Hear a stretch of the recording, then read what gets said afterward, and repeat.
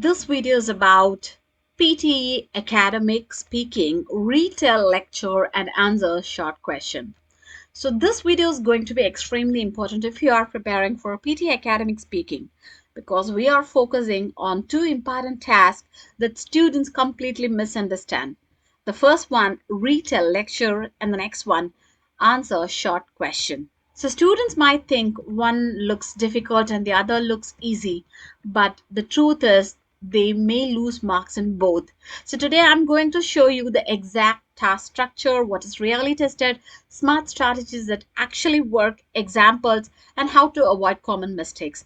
So when we talk about the first one, retail lecture, right? Let me be very honest in this. Most students panic here. They think, I have to understand everything. I have to remember everything and I need to use perfect vocabulary. No, that's exactly why they struggle. Retail lecture is not testing your memory. It is testing the fluency, whether you can speak smoothly or not, and your pronunciation matters. Yes, definitely. And then the content selection, that means the key ideas. So even if you miss some details, that's fine, okay? You can still score high. Coming to the task structure, here you need to listen to a lecture which is about 60 to 90 seconds long. Then you can take notes here and you get 40 seconds to speak. Okay, so there are some strategies that I want to give you an update on this. So kindly make a note of it. The first one is the structure. Never speak randomly. Okay, you can use a simple structure.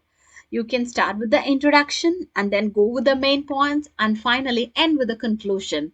So example, you can start like the lecture mainly discusses so and so, then give your main points and finally you can give the conclusion. Okay, and the second strategy is keyword notes. Don't write full sentences because some students they try to write everything. That's a big mistake, right? So you have to write only the keywords. Example, the process of photosynthesis involves so and so. If you're hearing this, don't write everything in detail. Just write photosynthesis, sunlight, energy. So whatever the important keywords for that context, you have to just write the keywords. You need to take note of the keywords, not everything in detail. Got it? And speak even if you miss content.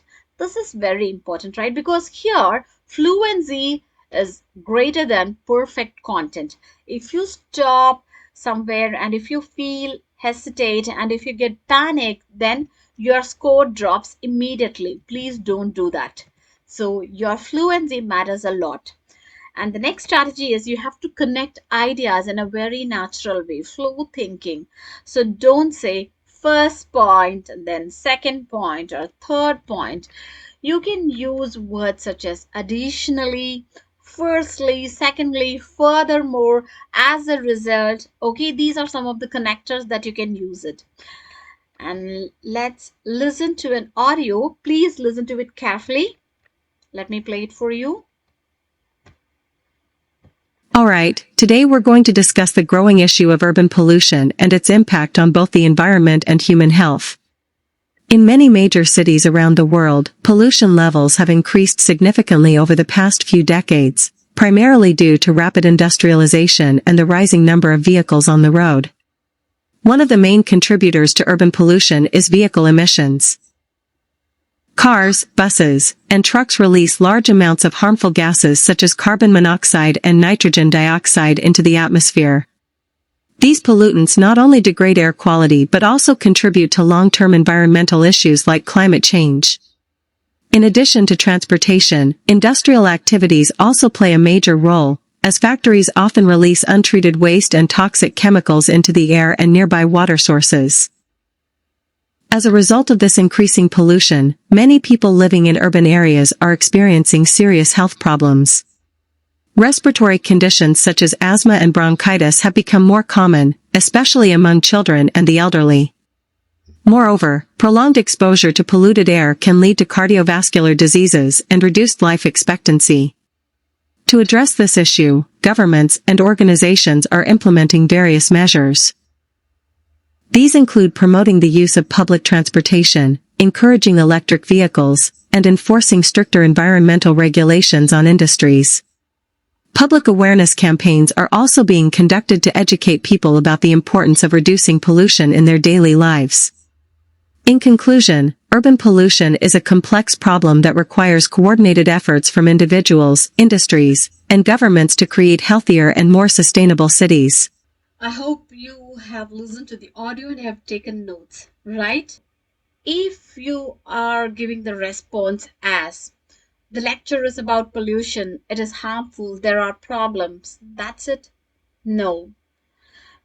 Now, I'm just going to give you the strong response because this is about the retail lecture, right? So, whatever you heard, you're just going to give it in your words. The lecture mainly discusses the issue of urban pollution and its impact on both environment and the human health. It explains that pollution levels in major cities have increased due to factors such as rapid industrialization and the growing number of vehicles. One of the key points mentioned is that the vehicle emissions release harmful gases which negatively affect air quality and contribute to environmental problems. Additionally, industrial activities also play a significant role by releasing toxic substances into air and water. As a result, many people are facing health issues, including respiratory diseases and other long term conditions. The lecture also highlights that government are taking steps such as promoting public transportation and enforcing stricter regulations. In conclusion, it emphasizes that urban pollution is a serious issue that requires collective efforts to create a healthier environment. So, this is my response, and I'll tell you why this one is a good response. So, here I have covered main idea plus key points, and I have used clear structure, which means I have given the introduction and then the other points, and then finally I have ended with the conclusion.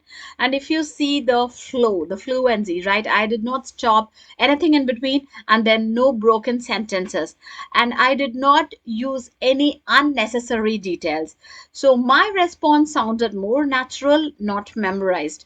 Got it? And let's move on to the next task, answer short questions. Now this task look easy. Students think, oh, just one word, easy marks, right? But in reality, this is where careless mistakes happens. So this task is testing your vocabulary, your listening accuracy, and your quick response. The task structure is you hear a question and then you need to answer in one or few words. Okay, I'll tell you some of the high scoring strategy. The first word equal to the final answer. Don't think too long.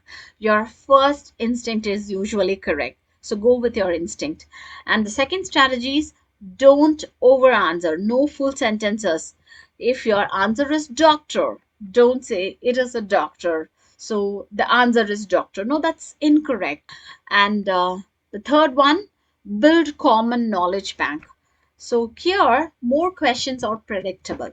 So you need to focus on the topics like the daily, common, usual topics about food, animals, jobs, science basics. Then it would be easy for you to come up with the vocabulary instantly. Let's move on to some of the questions here. This is how you'll be getting the questions. So, what do we call a doctor who treats teeth? Dentist. You should not write it as we call the doctor who treats teeth as dentist. No, just say it as dentist. And what is the opposite of increase? Decrease. Which part of the plant absorbs water? Root. So here the common mistakes are some of the students they try to give in full sentences a complete proper answer.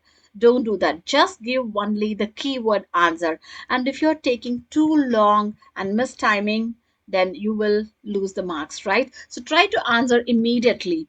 And if you think like I don't understand the question, just focus on keywords while listening. Got it? So retail lecture is not about memory. It's about fluency plus structure. And answer short question is not about difficulty. It's about speed plus accuracy. That's all for today's video. Kindly like, share, and subscribe for more PTE tips. See you in the next video. Bye bye.